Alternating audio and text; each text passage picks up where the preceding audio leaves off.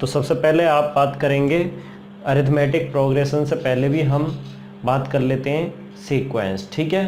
फिर उसके बाद बढ़ेंगे हम प्रोग्रेशन पे, और प्रोग्रेशन के बाद आएंगे हम फिर अरिथमेटिक प्रोग्रेशन, ठीक है। जैसे कि जब भी मैं किसी क्वेश्चंस को या किसी भी चैप्टर को स्टार्ट करता हूँ तो उसके बेसिक से स्टार्ट करता हूँ हमेशा।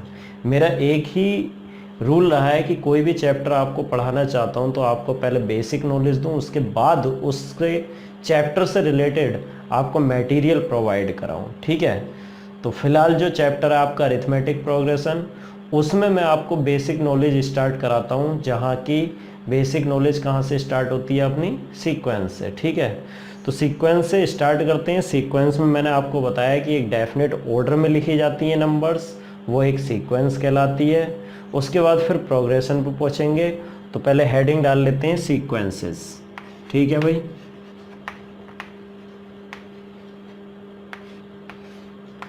क्या होती हैं सीक्वेंसेस? कि नंबर्स अरेंज्ड, कुछ नंबर्स हैं उनको अरेंज किया गया है इन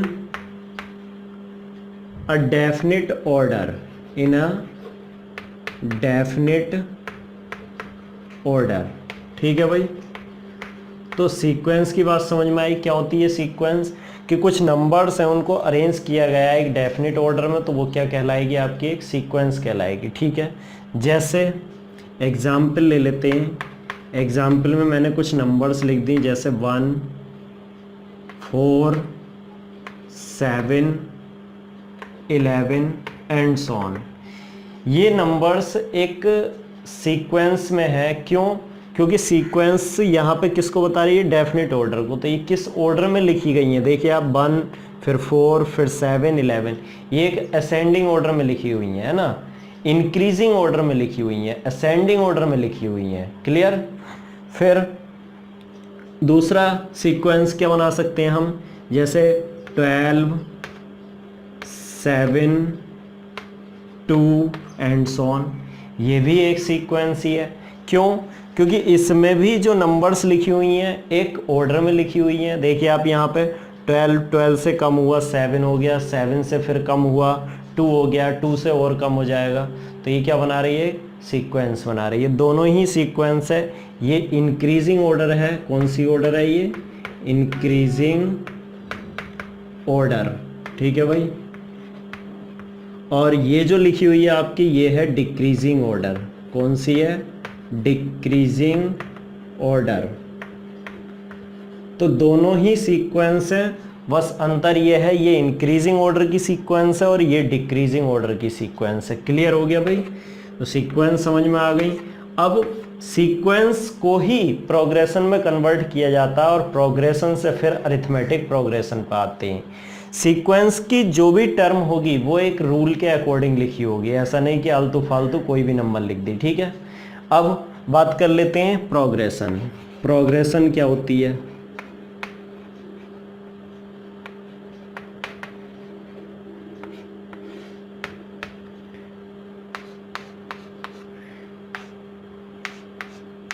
ठीक है। प्रोग्रेशन क्या है? प्रोग्रेशन एक सीक्वेंस ही है। सीक्वेंस के साथ साथ इसमें जो नंबर्स लिखी होती हैं वो एक रूल के अकॉर्डिंग लिखी जाती हैं, डेफिनेट रूल के अकॉर्डिंग, ठीक है। Each term follow a definite rule, या हम ये कह सकते हैं कि इसकी जितनी भी टर्म होती हैं एक पैटर्न में होती हैं, ठीक है। सीक्वेंस की टर्म जितनी भी हैं उनको अगर पैटर्न में लिख दिया जाए तो वो क्या कहलाएगी? आपके प्रोग्रेशन कहला जाएगी, ठीक है। तो प्रोग्रेशन में क्या लिखेंगे हम? In a progression, in a progression each term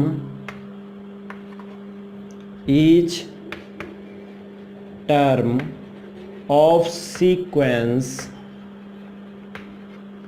each term of a sequence follow a definite rule, follow a definite rule, ठीक है। मतलब क्या है कि एक प्रोग्रेशन जिसमें, ठीक है, प्रोग्रेशन क्या है? एक प्रोग्रेशन क्या है, एक सीक्वेंस ही है, ठीक है, जिसकी ईच टर्म एक डेफिनेट रूल को फॉलो करेगी। क्लियर है ना? प्रोग्रेशन क्या है, एक सीक्वेंस ही होती है, ठीक है, सीक्वेंस को ही हम प्रोग्रेशन बोलते हैं। और कौन सी सीक्वेंस को प्रोग्रेशन बोलते हैं, जिसकी ईच टर्म एक डेफिनेट रूल को फॉलो करती है, ठीक है। वो रूल कुछ भी हो सकता है मगर एक डेफिनेट रूल ज़रूर होगा, ठीक है। जैसे एग्जाम्पल के तौर पर मैं ले लेता हूँ, जिसे लिख दिया मैंने 1 3 5 7 9। ये एक प्रोग्रेशन है। क्यों? क्योंकि इसमें ईच टर्म एक रूल को फॉलो कर रही है। क्या रूल है भाई? कि जब हम दूसरी टर्म निकाल रहे हैं, मतलब पहली के बाद दूसरी टर्म निकाल रहे हैं, वो दूसरी टर्म क्या है, फर्स्ट टर्म से 2 ज़्यादा है। देखिए 3 1 से 2 ज़्यादा है, 5 3 से 2 ज़्यादा, 7 5 से 2 ज़्यादा, 9 7 से 2 ज़्यादा। मतलब इसकी जो एवरी सक्सेसिव टर्म है वो क्या है, 2 more than the previous term, ठीक है। Every successive term is 2 more than the previous term. तो ये क्या हो गई, एक ये हो गई प्रोग्रेशन, ठीक है। सीक्वेंस भी है, सीक्वेंस के साथ साथ प्रोग्रेशन भी है। तो एक तरीके से जितनी भी प्रोग्रेशन होती हैं वो सारी की सारी सीक्वेंस होती हैं। All progressions are sequence but all sequences are not progression. जितनी भी सीक्वेंस होती हैं उनको प्रोग्रेशन नहीं बोला जा सकता, मगर हाँ ये ज़रूरी है कि जितनी भी प्रोग्रेशन होती हैं उनको हम सीक्वेंस कहते हैं, क्योंकि प्रोग्रेशन कहाँ से बनी है, सीक्वेंस से बनी है, ठीक है ना। क्लियर हो गया एग्जाम्पल से? कि एक और लिख सकते हैं एग्जाम्पल, जैसे यहाँ पे लिख दें आप 2, ठीक है, 4 8 16 32 एंड सो ऑन। ये भी एक प्रोग्रेशन है। क्यों? क्योंकि इसकी जो एवरी सक्सेसिव टर्म है, जैसे 4 है, 4 क्या है, 2 का मल्टीपल है। क्या? 2 की मल्टीप्लाई 2 से हुई। तो मतलब प्रीवियस टर्म को अगर 2 से मल्टीप्लाई कर रहे हैं हम, तो एवरी सक्सेसिव टर्म फाइंड हो रही है। जैसे 8 निकालनी है तो 8 कैसे निकलेगी, प्रीवियस टर्म को 2 से मल्टीप्लाई कर दो, 4 2 जा 8। 32 निकालनी है, 32 कैसे आया, प्रीवियस टर्म को 2 से मल्टीप्लाई करिए, मतलब 32 इज इक्वल टू 16 इंटू 2। ऐसे ही 16 कैसे आया है, 8 को 2 से मल्टीप्लाई करिए तब 16 आया। तो क्लियर हो गया, ये भी क्या है, एक प्रोग्रेशन है। क्यों? क्योंकि इसकी जितनी भी टर्म निकाल रहे हैं आप आगे की, वो कैसे आ रही हैं, पहली वाली टर्म को 2 से मल्टीप्लाई करके नेक्स्ट टर्म निकल के आ रही है, ठीक है। तो एक रूल फॉलो हो रहा है। तो जब डेफिनेट रूल फॉलो होता है तो उसको बोलते हैं हम क्या, प्रोग्रेशन। अब प्रोग्रेशन से भी पहुंचते हैं हम अरिथमेटिक प्रोग्रेशन से, ठीक है। तो प्रोग्रेशन वैसे तो आपकी 3 टाइप की होती है, arithmetic, geometric and harmonic progression. But अपने जो बात करने वाले हैं भाई, वो अपनी बात होगी सिर्फ किस पर, अरिथमेटिक प्रोग्रेशन पर। ज्योमेट्रिक और हार्मोनिक छोड़ देंगे हम, कौन सी क्लास के लिए, 11th के लिए। ज्योमेट्रिक प्रोग्रेशन और हार्मोनिक प्रोग्रेशन दोनों को आप 11th क्लास में छोड़ देंगे। वैसे CBSE कोर्स में अपने हार्मोनिक प्रोग्रेशन नहीं है, सिर्फ ज्योमेट्रिक ही है, ठीक है। तो प्रोग्रेशंस भी 3 टाइप्स की होती हैं। चलिए लिख लेते हैं कौन कौन से 3 टाइप्स हैं। प्रोग्रेशंस के नंबर 1 टाइप है अपना अरिथमेटिक प्रोग्रेशन, ठीक है, अरिथमेटिक प्रोग्रेशन फर्स्ट टाइप हो गया हमारा, ठीक है।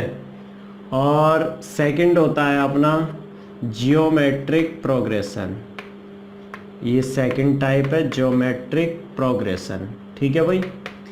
थर्ड टाइप होता है इसका हार्मोनिक प्रोग्रेशन, हार्मोनिक प्रोग्रेशन, ये थर्ड टाइप है। तो 3 टाइप की प्रोग्रेशन है, arithmetic, geometric and harmonic. Only class 10th के लिए यही प्रोग्रेशन आएगी, बाकी सब ये आपकी 11th के कोर्स में है। बट ये तो 11th में भी नहीं है, ये हार्मोनिक प्रोग्रेशन 11th से भी हटा दी गई है।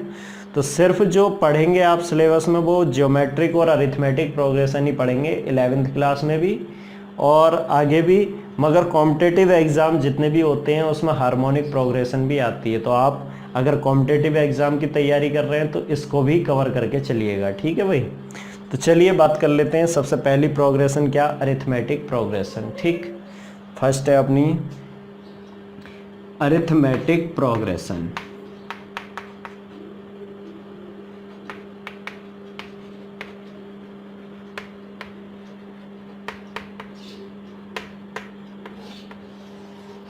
भाई क्या है अरिथमेटिक प्रोग्रेशन? ये एक ऐसी प्रोग्रेशन होती है जिसमें कोई भी दो कॉन्सिक्यूटिव टर्म के बीच का डिफरेंस निकालते हैं वो हमेशा कांस्टेंट रहता है। कांस्टेंट मतलब सेम रहता है एवरीवेयर। ठीक है, तो कोई भी दो कॉन्सिक्यूटिव टर्म के बीच का डिफरेंस सेम रहेगा तो क्या बोलेंगे आप, अरिथमेटिक प्रोग्रेशन। क्लियर? तो लिख लेते हैं अ progression in which difference between any two consecutive term, ठीक है, difference between any two consecutive term remains constant everywhere। ठीक है भाई, दो कॉन्सिक्यूटिव टर्म के बीच का डिफरेंस हर जगह कांस्टेंट रहता है तो उसको बोलते हैं आप क्या, अरिथमेटिक प्रोग्रेशन। तो आप प्रोग्रेशन कह दीजिए, यहाँ पे चाहे एक सीक्वेंस भी कह सकते हैं आपकी, एक प्रोग्रेशन या फिर एक सीक्वेंस। क्लियर है ना, जगह छोटी पड़ गई, चलिए इधर लिख देते हैं अ प्रोग्रेशन या फिर एक सीक्वेंस, एक ऐसी सीक्वेंस जिसमें दो कॉन्सिक्यूटिव टर्म के बीच का डिफरेंस अगर सेम रहता है तो उसको बोलते हैं अरिथमेटिक प्रोग्रेशन। क्लियर? जो ये कांस्टेंट डिफरेंस रहेगा, जो ये बोला है ना डिफरेंस जो कांस्टेंट रहता है, difference between any two consecutive term, तो ये जो डिफरेंस रहता है इसको आप कॉमन डिफरेंस भी बोलते हैं। ठीक है, तो this common difference is denoted by small D. ये जो कॉमन डिफरेंस है इसको आप स्मॉल डी से रिप्रेजेंट भी करते हैं। तो आप लिख सकते हैं कि this constant difference is known as common difference and it is denoted by small D. अब आप देखिए कि जैसे मैंने फर्स्ट टर्म किसी भी एपी की फर्स्ट टर्म ए मान ली, ठीक है ना, एक एपी है, एपी की पहली टर्म आपने ए मान ली, तो अगली टर्म एपी की क्या होगी? ठीक है, बताओ। एपी की पहली टर्म अगर ए मान ली और उसमें कॉमन डिफरेंस क्या है? डी है, लिख देते हैं दिस कांस्टेंट डिफरेंस इज, पहले इसी को पूरा कर लेते हैं, is common difference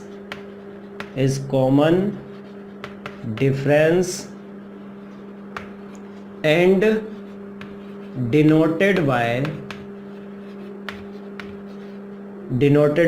small D. जो ये कांस्टेंट डिफरेंस है इसको कॉमन डिफरेंस कहा जाता है और इसको रिप्रेजेंट कहा जाता है, किससे रिप्रेजेंट किया जाता है भाई? स्मॉल डी से रिप्रेजेंट किया जाता है। क्लियर हो गया? अब जैसे एग्जाम्पल ले लेते हैं, पहले एग्जाम्पल की बात कर लेते हैं। एग्जाम्पल में जैसे आपने लिखा था 1 3 5 7 9, ये क्या है? ये एक अरिथमेटिक प्रोग्रेशन है। क्यों? क्योंकि इसमें दो कॉन्सिक्यूटिव टर्म, जैसे ये 1 और 3 कॉन्सिक्यूटिव टर्म है, इनके बीच का डिफरेंस देखो कितना आ रहा है? 2। ऐसे ही 3 और 5 के बीच का डिफरेंस देखिए आप, 3 और 5 का डिफरेंस कितना आएगा? 2। 5 और 7 का देख लीजिए, 5 7 का भी 2 आएगा। 7 और 9 का देख लीजिए, वो भी डिफरेंस 2 आ रहा है। तो जब सब जगह डिफरेंस कांस्टेंट आ रहा है को, और इस कांस्टेंट डिफरेंस को मैं क्या बोलूँगा? Common difference. तो अगर पूछने लगे इस क्वेश्चन में कि इसका कॉमन डिफरेंस बताइए, पहले चेक करिए इज इट अ एपी, ये बताएंगे, and then find common difference. तो आप क्या देखेंगे कि इसमें डिफरेंस दो कॉन्सिक्यूटिव टर्म के बीच का क्या आ रहा है? कांस्टेंट आ रहा है। देखिए 3 और 1 का डिफरेंस 2 आ रहा, 5 और 3 का डिफरेंस 2।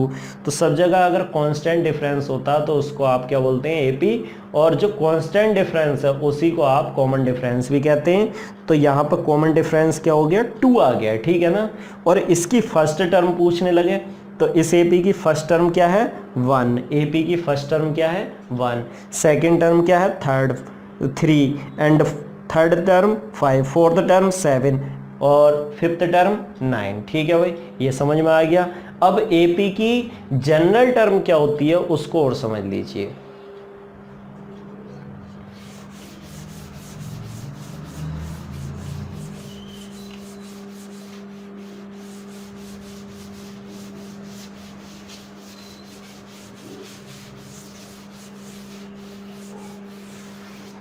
किसी एपी की जनरल टर्म है क्या, पहले जनरल टर्म लिख लेते हैं कि जनरल टर्म किसको बोला जाता है।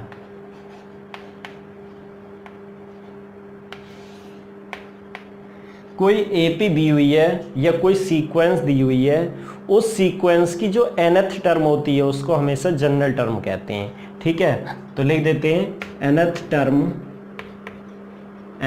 टर्म ऑफ सीक्वेंस, किसी सीक्वेंस की nth टर्म को ही हम जनरल टर्म बोलते हैं। ठीक है भाई, और इसको रिप्रेजेंट किया जाता है एंड रिप्रेजेंटेड बाय, किससे रिप्रेजेंट करते हैं भाई, इसे रिप्रेजेंट करते हैं कहीं कहीं तो an लिख देते हैं, a के सरफिक्स में n, या कहीं किसी बुक में आपको tn लिखा मिल जाएगा, तो या तो tn लिख दीजिए आप या an लिख दीजिए, वो क्या है आपकी जनरल टर्म होती है। ठीक है भाई, तो nth टर्म या जनरल टर्म ऑफ एपी भी निकालनी पड़ेगी कि एपी है कोई तो उसकी जनरल टर्म या nth टर्म क्या होगी, वो आपको निकाल के दिखानी पड़ेगी।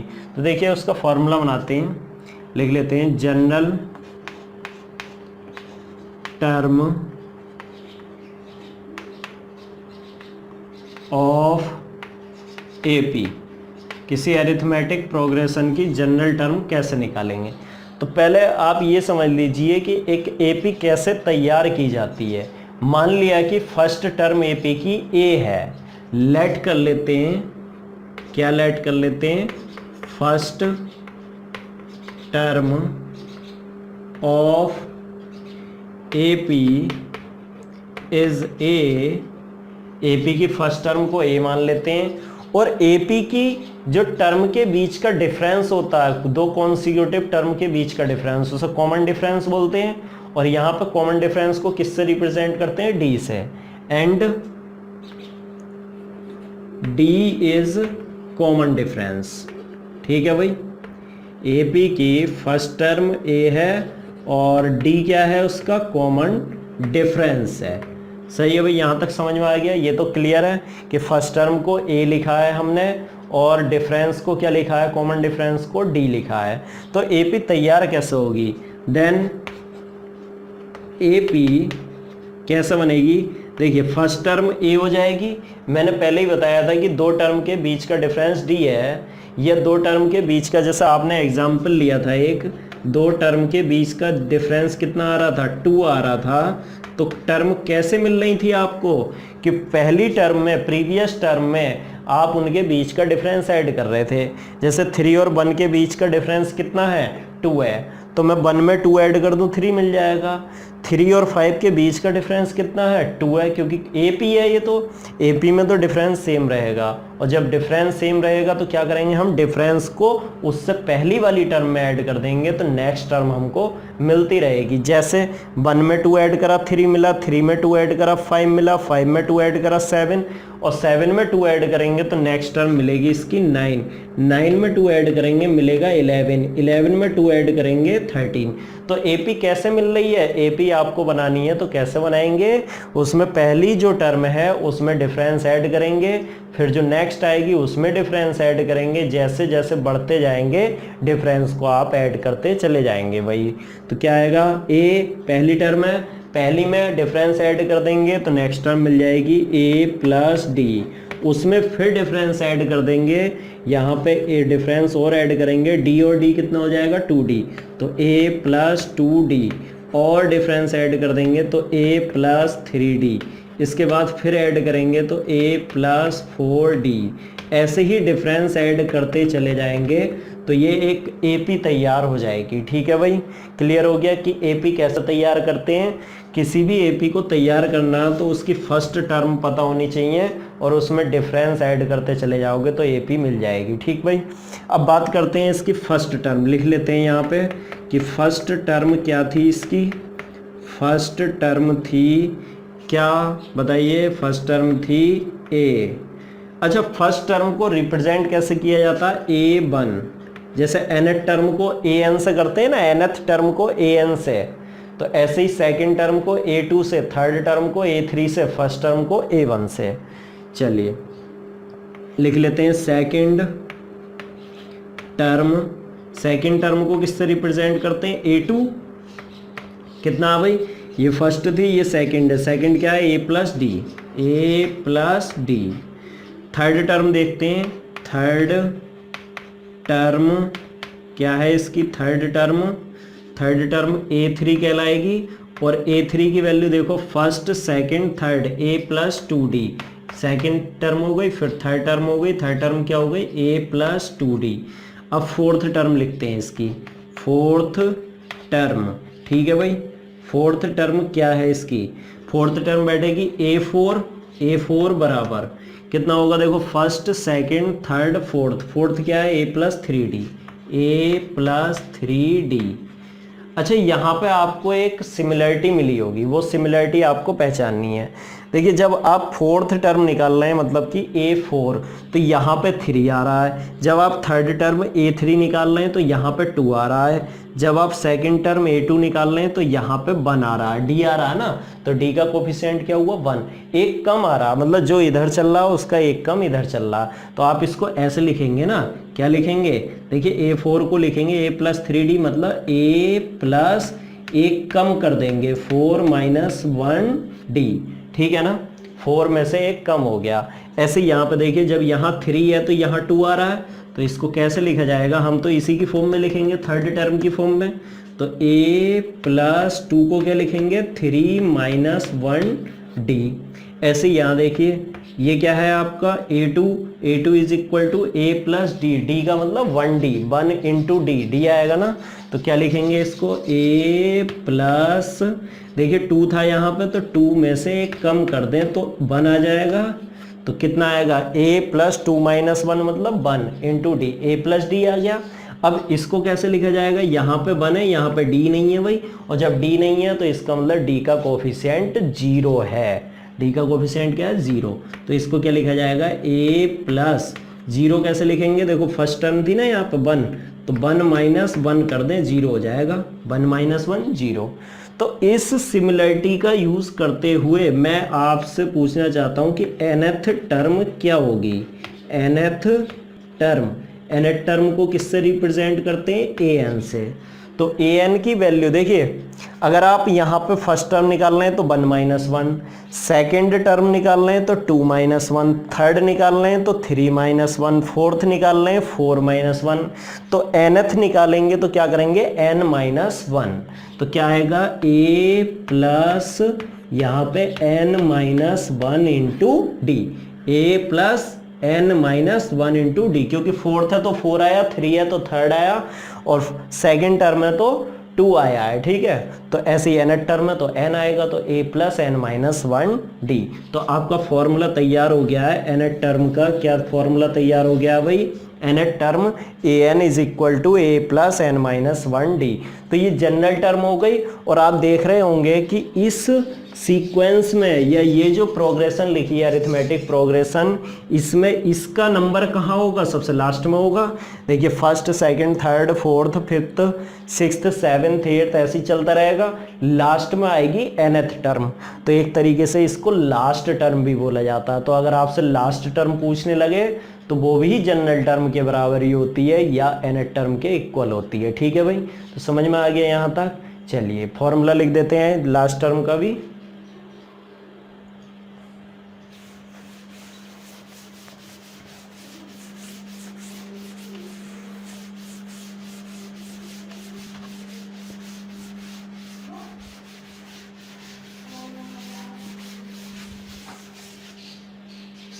हाँ भाई, क्या फॉर्मूला आया अपना, लिख लेते हैं लास्ट टर्म।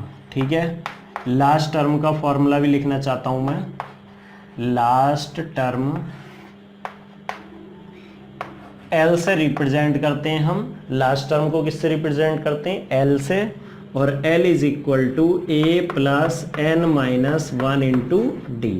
ठीक है, ये last term, last term, nth term, ये जनरल टर्म, तीनों का फॉर्मूला यही होता है। अब एक चीज़ और लिख लेते हैं, एक नेक्स्ट फॉर्मूला जो कि आपको बहुत काम देगा। ठीक है, यूज़फुल है ये फॉर्मूला। 1 नंबर का क्वेश्चन ज़्यादातर इसी पे बनता है कि nth term from end of AP. कोई एपी है, ठीक है, उस एपी में एंड से nth टर्म, देखो ये तो बिगनिंग से होती है nth टर्म। बिगनिंग से nth टर्म क्या होगी, a plus N minus one D, क्योंकि हमने इधर से स्टार्ट करी थी, आपने देखा था a, फिर a plus D, a plus two D, a plus three D, ऐसे चला था। अब लास्ट से मतलब एपी के पीछे से इधर की ओर चल रहे हैं, तो एक तरीके से लास्ट से पहले की तरफ चलेंगे, लास्ट से पहले की तरफ। तो nth term from the end, and से जो nth टर्म होगी उसका फॉर्मूला और लिख लीजिए। वो क्या है, आपको पता होना चाहिए कि लास्ट टर्म क्या है एपी में। तो लास्ट टर्म पता है तो फॉर्मूला बन जाएगा L minus N minus one into D. ये आपको याद रखना है। ठीक है भाई, अब कुछ एग्जाम्पल्स देख लेते हैं एपी वगैरह के और सीक्वेंस के। ठीक है, एक एग्जाम्पल लिख लेता हूं मैं। एग्जाम्पल ये है, find first 5 terms of sequence. ठीक है, एक सीक्वेंस है, उसकी फर्स्ट 5 टर्म निकालनी है, जिसकी nth टर्म दी हुई है आपको 3 प्लस 2n। nth टर्म की वैल्यू क्या है, 3 प्लस 2n। तो इसकी आपको फर्स्ट 5 टर्म निकालनी है। तो देखिए, फर्स्ट 5 टर्म निकालने के लिए n की क्या क्या वैल्यू आप पुट करेंगे, 1 2 3 4 एंड 5, 5 टर्म हो जाएंगी। n की जगह 1 रखेंगे, a1 a2 a3 a4 a5, ये 5 टर्म हो गई।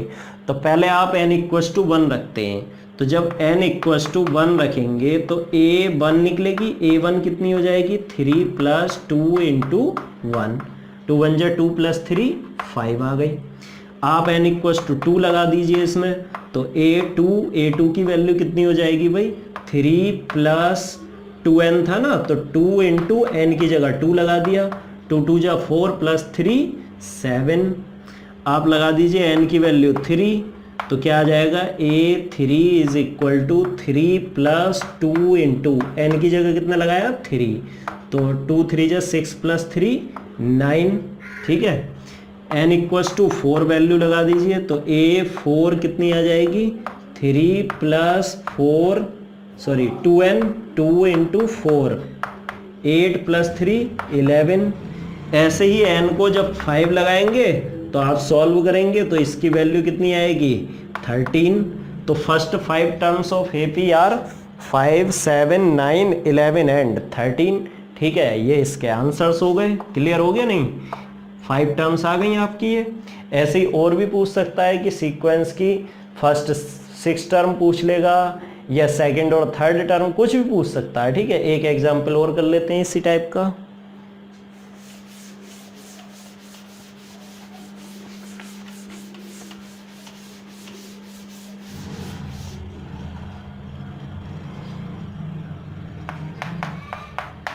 देखिए, नेक्स्ट एग्जांपल है, if an is equal to -1 to the power n into 2 to the power n। ठीक है, ये दी हुई है, एक एपी दी हुई है, एपी नहीं सीक्वेंस दी हुई है, एक सीक्वेंस है जिसके nth टर्म ये है। ठीक है, तो वो कहेगा find a2 and a5, a2 और a5 की वैल्यू निकालिए आप। तो कैसे करेंगे आप, n इक्वल्स टू 2 लगा दीजिए इसमें, तो a2 इज इक्वल टू हो जाएगा -1 टू द पावर 2, n की जगह 2 लगा दिया, मल्टीप्लाई 2 टू द पावर 2, तो ये हो गया भाई -1 का स्क्वायर प्लस हो जाएगा और 2 का स्क्वायर 4, तो आंसर क्या आ गया, A2 का आंसर आ गया 4। ठीक, अब निकालनी है आपको A5 की वैल्यू, तो A5 इज इक्वल टू कितना हो जाएगा, -1 to the power 5 and 2 to the power 5, तो ये हो जाएगा माइनस की पावर ओड आ रही है, 5 क्या है ओड, तो माइनस की पावर जब भी ओड होती है माइनस आता है, तो माइनस आ गया, और 2 टू द पावर 5 कितना होता है 32, तो A5 की वैल्यू कितनी आ गई भाई 32 आ गई। तो इस तरीके से कर सकते हैं। ठीक, एक एग्जाम्पल ये AP से रिलेटेड ले लेते हैं। ठीक है, if A is equal to 2 and D is equal to 3, A 2 दिया हुआ है और D 3 दिया हुआ है, तो फाइंड हमसे कहेगा फाइंड 5th या 10th कह देगा, 10th find 10th term of AP के आप 10th टर्म निकालिए।